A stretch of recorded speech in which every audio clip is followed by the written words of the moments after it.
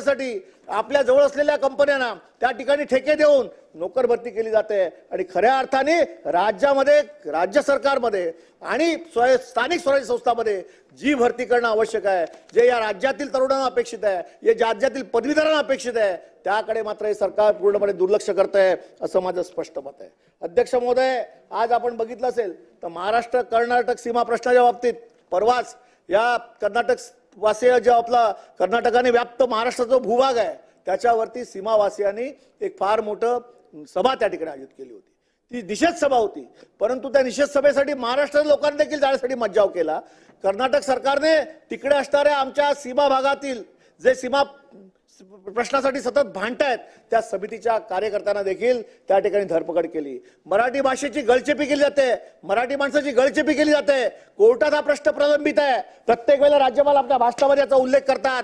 अध्यक्ष महोदय, आमची मागणी आहे कोर्टात निर्णय लागेल तेव्हा लागेल, पण या सीमा भागातील का कर्नाटकाने व्यापून टाकलेला हा महाराष्ट्राचा जो भूभाग आहे तो केंद्र सरकारने त्या ठिकाणी केंद्रशासित करावा आणि जेव्हा निर्णय होईल त्यावेळेला याबाबतचा निर्णय या सीमावासियांना द्यावा अशी आमची मागणी आहे। अध्यक्ष महोदय, राज्यपालांच्या अभिभाषणामध्ये अनेक गोष्टीचा उल्लेख आहे, पण अनेक गोष्टी ज्या राज्यपाल महोदयांनी सांगितलेत त्याच्यामध्ये लाडक्या बहिणीचा उल्लेख आहे। लाडक्या बहिणीसाठी आपण 1,500 वरून 2100 रुपये देऊ असं म्हटलंय। पुरवणी मागण्यामध्ये त्यासाठी किती तरतूद आहे मला माहित नाही, परंतु लाडक्या बहिणींचे अर्ज यांची आता छाननी होणार आहे आणि लाडक्या बहिणी ज्या आहेत त्यांच्यावरती आता राग काढला जाणार आहे आणि काळी लाडक्या बहिणींची नावं त्यामधून गाळली जाणार आहेत। हे देखील येणाऱ्या काळातलं महाराष्ट्रातलं सत्य आहे। लाडक्या भाऊ योजनामध्ये देखील अशाच पद्धती तफावत आहे, त्याच्यामध्ये देखील अद्यापर्यंत कुठचाही मेळ नाही आहे, पैसे अद्यापर्यंत पोचलेले नाही आहेत, केवळ घोषणाच राहिलेली आहे। अध्यक्ष महोदय, 7,000 कृषी पंपांना त्या ठिकाणी वीज मुक्त करण्यासाठी आपण जो निर्णय घेतला त्या संबंधित शेतकऱ्यांनी आपल्यासाठी त्या ठिकाणी मतदान केलं असेल, परंतु या राज्यामध्ये सर्वसामान्य जो कष्टकरी राहतो, सर्वसामान्य नागरिक राहतो, सर्वसामान्य मध्यमवर्गीय राहतो, या महाराष्ट्रातील या सगळ्या मध्यमवर्गीयांसाठी कष्टकऱ्यांसाठी मी या राज्यपालाच्या अभिभाषणावर बोलताना सरकारला आव्हान करतोय की प्रत्येक घरामध्ये सर्वसामान्यांच्या 200 युनिट वीज ही आपण मोफत करा। ही देखील महाराष्ट्राला अपेक्षित असणारी आज अपेक्षा आहे आणि त्या दृष्टीने आपण येणाऱ्या काळामध्ये काम करावं। अध्यक्ष महोदय, बेल नका मारू, इकडे बरेच लोक बोलले, मी आमच्या पक्षाकडनं दुसऱ्यांदा बोलतोय।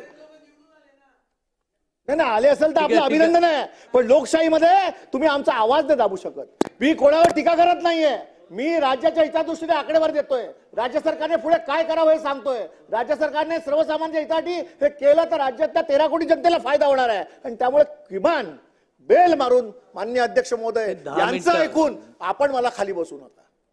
नाही ऐकून नव्हे, 10 मिनिटाचा होता, मी 12 मिनिटाच्या पुढे 13-14 आपला चालू होता।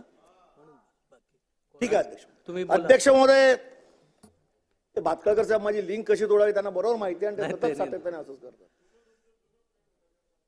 माझे शेजारी मित्र आहेत ते, नाही ते नव्हते, आशिष शेलार माझ्यावर होते, ते माझ्या शेजारी आहेत, ते अमित साटम माझ्यासोबत होते। चला बोला थांबा हो ज्येष्ठ